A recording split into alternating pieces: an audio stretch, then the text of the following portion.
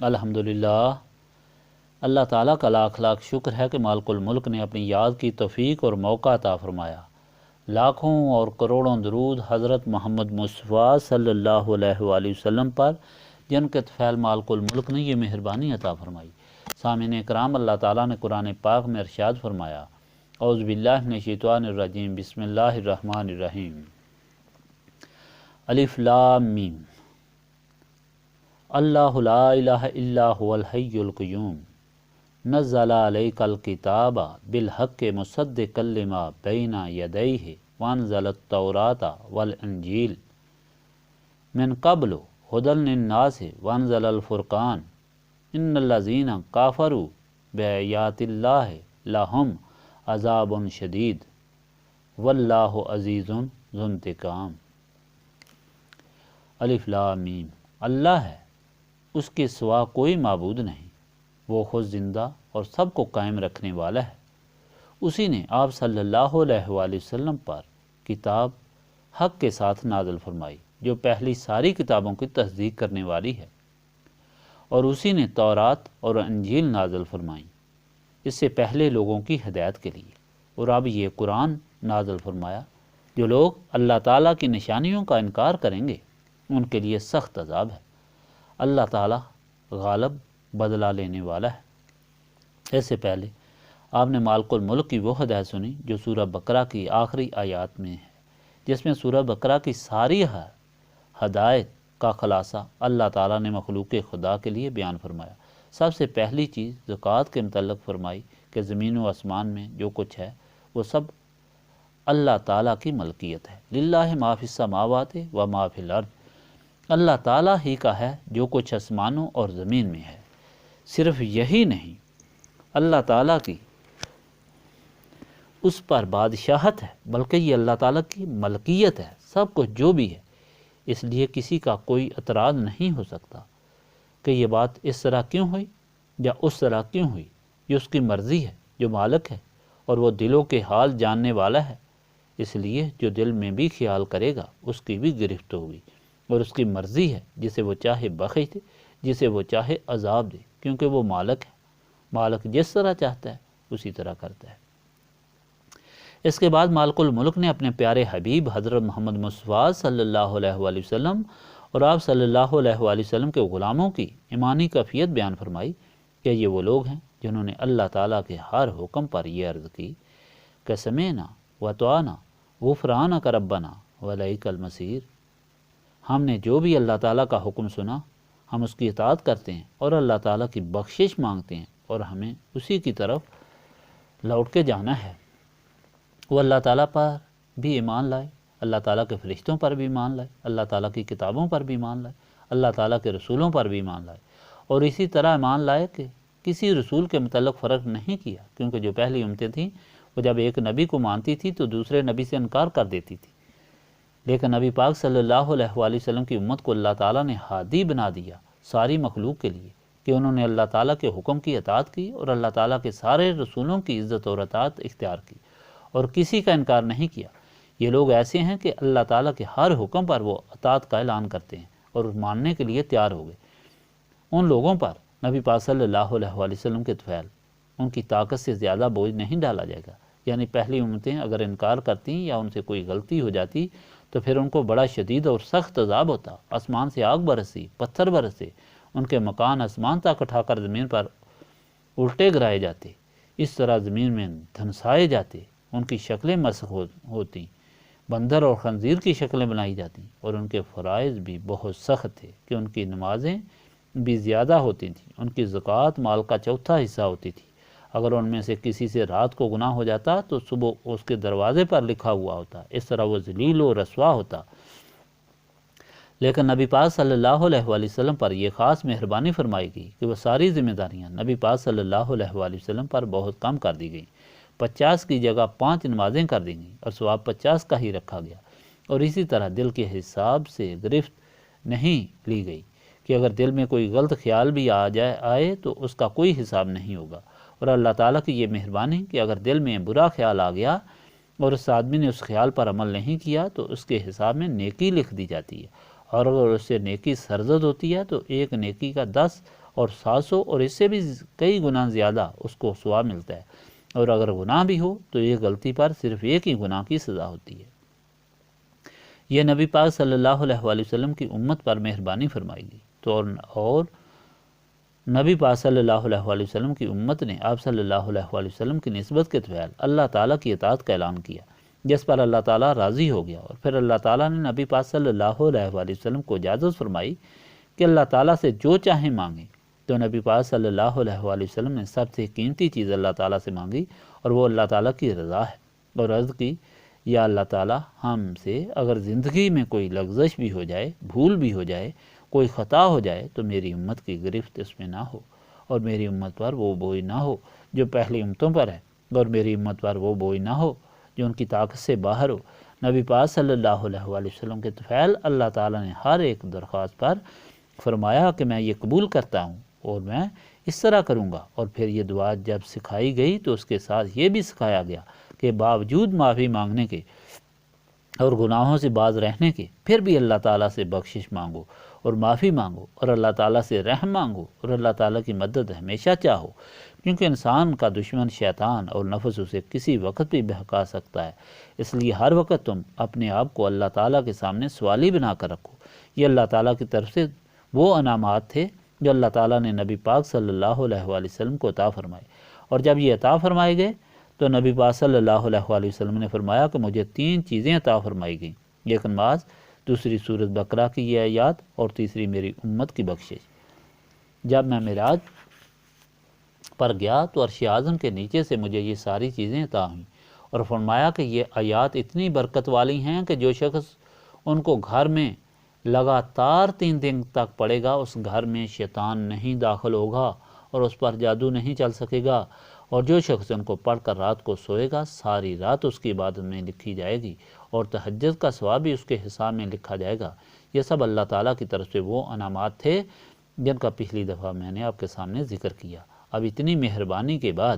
اللہ تعالیٰ یہ بیان فرما رہا ہے کہ اللہ تعالیٰ چونکہ وحدہ لا شریک ہے اور قادر مطلق ہے، اور وہی رب اور وہی خالق ہے، اور اسی نے ساری مخلوق پیدا فرمائی ہے، اس لیے مالک الملک نے اپنی مخلوق کو کسی مقام پر بھی بے یار و مددگار نہیں چھوڑا، ان کی ہر ضرورت کو پورا فرمایا، اور سب سے بڑی ضرورت جو ہدایت ہے اس کو بھی پورا فرمایا، اور وہ ہدایت اللہ تعالیٰ نے اپنے رسولوں کے ذریعے اپنی کتابیں بھیج کر عطا فرمائیں۔ یہاں جب یہ ارشاد پاک نازل ہوا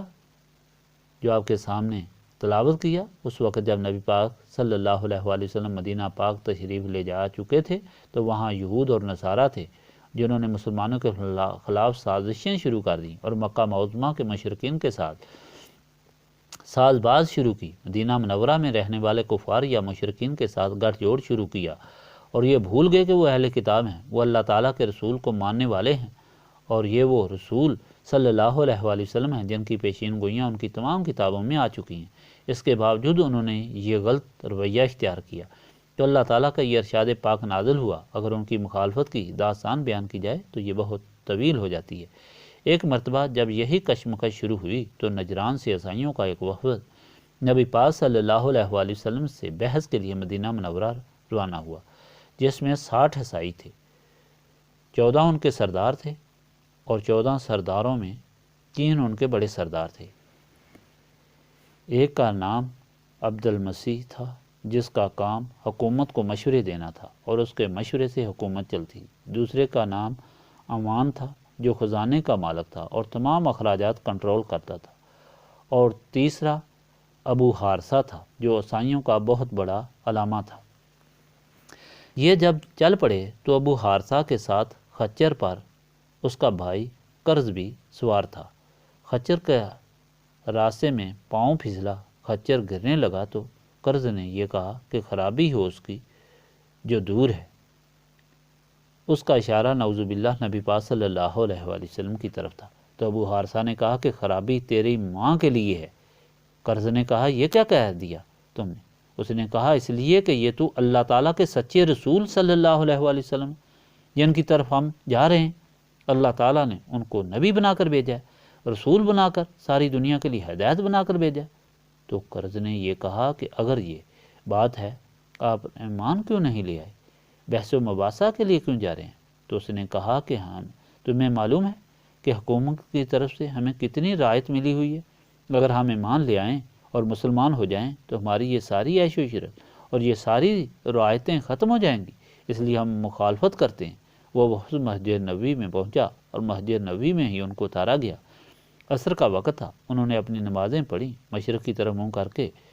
اور نبی پاک صلی اللہ علیہ وآلہ وسلم نے صحابہ کرام کو فرما دیا کہ کوئی شخص ان کے ساتھ تعارض نہ کرے، یہ مہمان بن کر آئے ہیں، مباحثے کے لیے آئے ہیں۔ جب فارغ ہو کر مناظرے کے لیے جمع ہوئے تو ابو حارثہ ان کی طرف سے مناظرے کے لیے آیا۔ اس نے نبی پاک صلی اللہ علیہ وآلہ وسلم کی خدمت میں عرض کی، آپ صلی اللہ علیہ وآلہ وسلم عیسیٰ علیہ السلام کو خدا مانیں، کیونکہ وہ تو خدا کے بیٹے تھے، اس لیے وہ باپ کے بغیر پیدا ہوئے، اس لیے وہ مٹی کے پرندے بنا کر پھونک مارتے تھے تو وہ زندہ ہو کر اٹھ جاتے تھے، اس لیے کہ وہ نابینا کو پھونکتے تو نابینا بینا ہو جاتے، اور اس لیے کہ وہ مردے کو حکم دیتے تو وہ زندہ ہو جاتا، اور یہ ساری باتیں انسان سے ناممکن ہیں۔ نبی پاک صلی اللہ علیہ وآلہ وسلم نے ارشاد فرمایا کہ تم مسلمان ہو جاؤ۔ اس نے کہا کہ میں مسلمان ہوں، ہم تو پہلے ہی خدا کے سامنے سر تسلیم خم ہیں۔ نبی پاک صلی اللہ علیہ وآلہ وسلم نے فرمایا کہ تم جھوٹ بولتے کیونکہ تمہارا یہ عقیدہ غلط ہے۔ نبی پاک صلی اللہ علیہ وآلہ وسلم نے ارشاد فرمایا کہ دیکھو اللہ تعالیٰ وہ ہے جو ساری مخلوق کا خالق ہے، کیا عیسیٰ ساری مخلوق کے خالق ہیں؟ اس نے کہا نہیں، تو پھر کس طرح وہ اللہ تعالیٰ ہو سکتے ہیں؟ پھر نبی پاک صلی اللہ علیہ وآلہ وسلم نے فرمایا کہ یہ ضروری ہے کہ بیٹا باپ کا مشابہ ہوتا ہے، کیا عیسیٰ اللہ تعالیٰ کی طرح ہے؟ اس نے کہا نہیں۔ پھر نبی پاک صلی اللہ علیہ وآلہ وسلم نے فرمایا کہ اللہ تعالیٰ تو وہ ہے جس پر کبھی موت طاری نہیں ہوتی، وہ حیو ہے، قیوم ہے، وہ تو ہمیشہ زندہ ہے، اس کی وجہ سے سب کی زندگی ہے، عیسیٰ کو تو یقیناً موت آئے گی۔ نبی پاک صلی اللہ علیہ وآلہ وسلم نے فرمایا کہ اللہ تعالیٰ تو وہ ہے جو کچھ کھاتا پیتا نہیں، اسے کھانے پینے کی حاجت نہیں ہے۔ عیسیٰ تو اپنی ماں کے پیٹ میں خوراک لیتے رہے اور پھر ماں کا دودھ پیتے رہے، اور ماں کے دودھ کے بعد پھر وہ جوانی میں خوراک کھاتے رہے۔ یہ ساری باتیں سن کر ابو حارثہ کے پاس کوئی جواب نہ رہا۔ تو اللہ تعالیٰ کا یہ ارشاد پاک جو میں نے آپ کے سامنے تلاوت کیا ہے یہ نازل ہوا۔ اللہ تعالیٰ نے نبی پاک صلی اللہ علیہ وآلہ وسلم کے سارے ثبوت جو آپ صلی اللہ علیہ وآلہ وسلم نے دیے ان کی تصدیق فرمائی، اور یہ فرمایا کہ دیکھو اللہ تعالیٰ وہ ہے جو وحدہ لا شریک ہے، جس کے بغیر کوئی عبادت کے لائق نہیں، اور اس کی صفت یہ ہے کہ وہ ہمیشہ سے زندہ ہے، اور ہر ایک چیز کی زندگی اس کی وجہ سے ہی ہے۔ اور باقی جو رسول ہیں یہ اللہ تعالیٰ کے وہ رسول ہیں جو اللہ تعالیٰ کی طرف سے مخلوق خدا کے لیے ہدایت لائے ہیں، کیونکہ اللہ تعالیٰ نے ہر ایک کی ربوبیت فرمانی ہے، ہر ایک کی ضرورت پوری کرنی ہے، اور انسان کی سب سے بڑی ضرورت ہدایت کو اللہ تعالیٰ رسولوں کے ذریعے پورا فرماتا ہے، اور اس لیے اللہ تعالیٰ نے وہ سارے رسول بھیجے جن میں عیسیٰ بھی ہیں، موسیٰ بھی ہیں، اور اللہ تعالیٰ نے یہ ہدایتیں اپنی کتابوں کے ذریعے بھیجی جن میں تورات بھی ہے اور انجیل بھی ہے، لیکن تم لوگ ان کو نہیں مانتے۔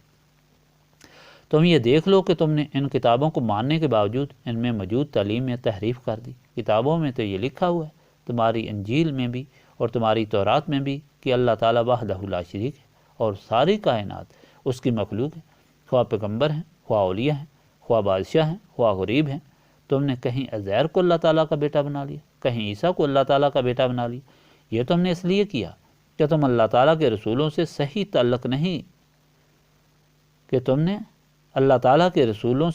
تعلق نہیں رکھا۔ اگر تم تعلق رکھتے تو تم ان کتابوں میں موجود نور کو حاصل کر لیتے، اس سے تم محروم رہے۔ ان کتابوں کے ناموں کو تو ذرا دیکھو، تورات کا مطلب ہے نور، یعنی اللہ تعالیٰ کی مخلوق کے دل و دماغ کو روشن کرنے والی کتاب،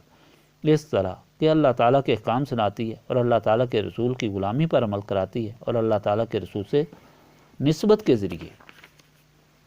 ان سب کے دل و دماغ روشن کرتی ہوتے ہیں۔ اور اس طرح انجیل کا مطلب ہے اصل، یعنی اصل جو ہے اس کے ساتھ تعلق رکھنا جو اللہ تعالیٰ کی ذات ہے، اور اللہ تعالیٰ کی ذات سے تعلق صرف اللہ تعالیٰ کے رسول کے ذریعے ہو سکتا ہے کہ اللہ تعالیٰ کے رسول سے نسبت قائم کی جائے۔ تو انہوں نے بجائے یہ ہدایت حاصل کرنے کے الٹا ان کتابوں میں تحریف شروع کر دی، اور وہ لوگ جو تمہارے لیے ہدایت لے کر آئے وہ ہدایت یہ تھی کہ لا الہ الا اللہ، خدا کے بغیر کوئی عبادت کے لائق نہیں، تو تم نے اسی خدا کے ساتھ شریک بنا لی۔ تم نے اس تعلیم کا الٹ بیان کرنا شروع کر دیا۔ اللہ تعالیٰ فرماتا ہے کہ اب تمہارے پاس وہ کتاب آئی جو تمہارے لیے ہدایت ہے، اور ہدایت اس طرح کہ وہ کفر یعنی باطل کو حق سے جدا کرنے والی ہے، کیونکہ یہ حق اور سچائی کے ساتھ ہے۔ اس میں ہر چیز سچی ہے اور یہ سچائی کو ظاہر کرنے والی ہے، اور جو تورات اور انجیل میں سچائیاں اور صداقتیں ہیں کہ اللہ تعالیٰ سب کا معبود اور ساری کائنات اس کی مخلوق ہے، اور اس نے سب کو اپنی عبادت کے لیے پیدا کیا، اور اللہ تعالیٰ کے رسول اللہ تعالیٰ کی ہدایت لے کر آئے ہیں، اور وہ ہدایت یہ ہے کہ اللہ تعالیٰ کی غلامی اختیار کرو اور اللہ تعالیٰ کی عبادت کرو، کیونکہ وہ رسول اللہ تعالیٰ کی ہدایت لے کر آئے ہیں۔ اللہ تعالیٰ نے انہیں بہت عزت اور عظمت عطا فرمائی ہے، ان کی تابع داری اور ان کا ادب ضروری ہے۔ جو لوگ یہ ادب نہیں کرتے وہ اللہ تعالیٰ کی نشانیوں سے کفر کرتے ہیں، اور جو اللہ تعالیٰ کی نشانیوں سے کفر کرتے ہیں منکر ہوتے ہیں، اور جو بے ادب ہیں ان کے لیے یہ حکم ہے کہ ان کے لیے سخت اور دردناک عذاب ہوگا، جیسا کہ اللہ تعالیٰ نے فرمایا ان الذین کافروا بآیات اللہ لہم عذاب شدید۔ جو اللہ تعالیٰ کی نشانیوں سے انکار کریں گے ان کے لیے سخت دردناک عذاب ہے۔ وہ نشانیاں کیا ہیں؟ اللہ تعالیٰ کی کتابیں، اللہ تعالیٰ کے رسول اور اللہ تعالیٰ کے احکام، یہ سب اللہ تعالیٰ کی نشانیوں میں شامل ہے۔ حکم یہ ہوا کہ اب تمہارے لیے یہ فیصلہ اللہ تعالیٰ کی طرف سے آیا ہے کہ تمہارے لیے یہ قرآن پاک جو حق ہے، جو سچ ہے، جو سچائی بتانے والا ہے، یہ بتا رہا ہے کہ یہی ایک صراط مستقیم ہے، یہی ایک سیدھا راستہ ہے جو اللہ تعالیٰ تک لے جا رہا ہے، اور اگر اس راستے پر تم چلو گے تو پھر نجات پاؤ گے، ورنہ یہ مت سمجھو کہ تم کتابیں میں یہ پڑھ چکے ہو کہ اللہ تعالیٰ بہت مہربان ہے، بہت رحم کرنے والا ہے۔ لیکن اگر تم اللہ تعالیٰ کا انکار کرو گے اور اللہ تعالیٰ کے رسولوں کی بے ادبی کرو گے اور اللہ تعالیٰ کے ساتھ شریک کرو گے، اللہ تعالیٰ کے احکام نہیں مانو گے، تو تم پر پھر رحمت کے حقدار نہیں رہو گے۔ پھر غور سے سنو، واللہ عزیز ذو انتقام، کہ اللہ تعالیٰ غالب سخت بدلہ لینے والا ہے۔ اللہ تعالیٰ کے ارشاد پاک سے یہ واضح ہوا کہ قرآن پاک ہمارے لیے اور ساری مخلوق کے لیے، ہوا اس وقت کے یہود اور نصارہ تھے یا مشرکین تھے یا آج کی جو مخلوق مسلمان ہیں یا غیر مسلم ہیں، سب کے لیے اللہ تعالیٰ کا ایک سچا پیغام لے کر آیا ہے، اور قرآن پاک یہ پیغام لے کر آیا ہے کہ ان اللہ ربی و ربکم فاعبدوہ ھذا صراط مستقیم۔ اللہ تعالیٰ ہی تمہارا رب ہے، اللہ تعالیٰ ہی میرا رب ہے، اللہ تعالیٰ ہی رب العالمین ہے، بس اس کی عبادت کرو اور یہی سیدھا راستہ ہے۔ نبی پاک صلی اللہ علیہ وآلہ وسلم نے فرمایا ہے کہ اللہ تعالیٰ میرا بھی رب ہے اور تمہارا بھی رب ہے، بس اس کی عبادت کرو، یہی سیدھا راستہ ہے۔ یہ وہ حق والی تعلیم ہے جو قرآن ہمارے سامنے بیان کر رہا ہے، لیکن بات یہ ہے کہ قرآن کس کے طفیل ہمیں ملا، یہ مہربانیاں کس کے طفیل ہوئیں؟ یہ نبی پاک صلی اللہ علیہ وآلہ وسلم کے طفیل ہوئیں۔ پہلے یہ بتا دیا گیا کہ وہ لوگ جو تورات کے ماننے والے تھے، انجیل کے ماننے والے تھے، وہ بھی گمراہ ہوئے، اور یہاں تک گمراہ ہوئے کہ خود ان ہدایت والی کتابوں کو بدلا کر رکھ دیا۔ اس کی صرف ایک ہی وجہ تھی کہ ان کے نفس شیطان کے قبضے میں آ گئے اور اللہ تعالیٰ سے وہ غافل ہو گئے۔ ان کے لیے صرف ایک ہی علاج تھا، اگر وہ اللہ تعالیٰ کے رسول سے نسبت رکھتے، اللہ تعالیٰ کے رسول کی غلامی اختیار کرتے، تو شیطان ان پر غالب نہ آتا۔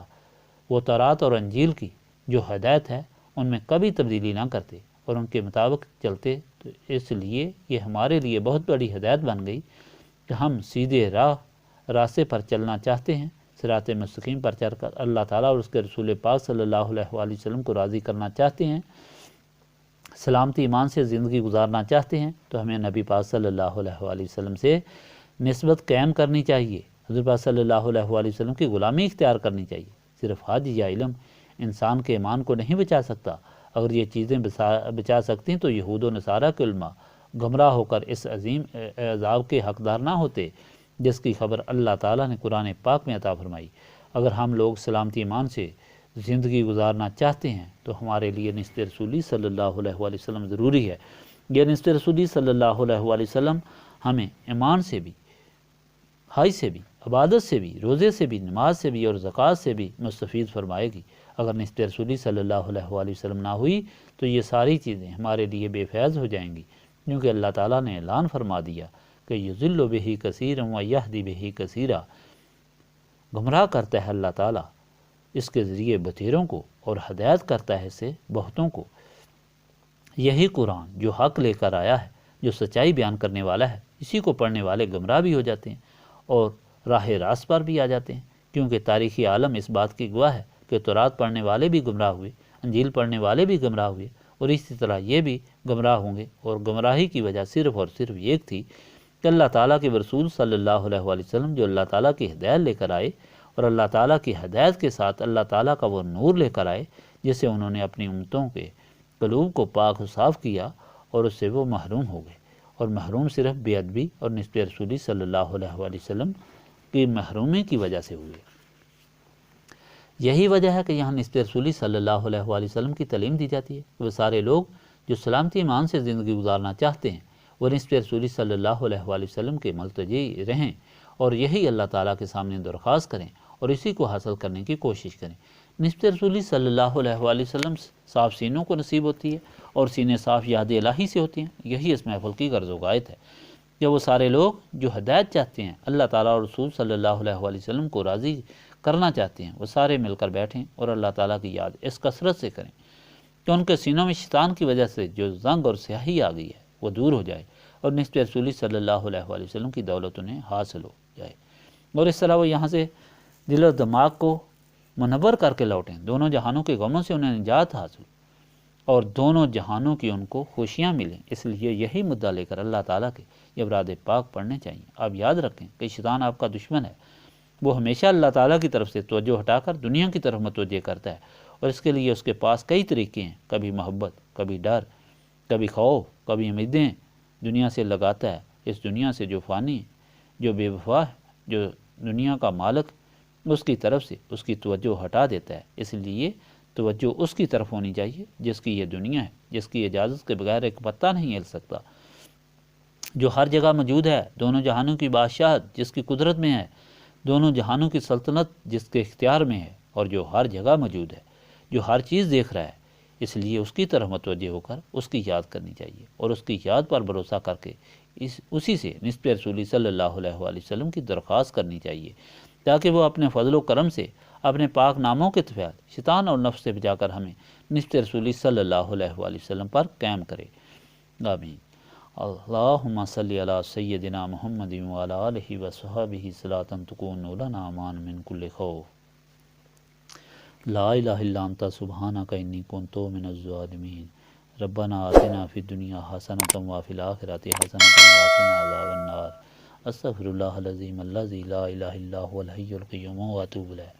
استغفر اللہ العظیم الذی لا الہ الا هو الحی القیوم واتوب الیہ۔ استغفر اللہ العظیم الذی لا الہ الا هو الحی القیوم واتوب الیہ۔ ربنا تقبل منا انک انت السمیع العلیم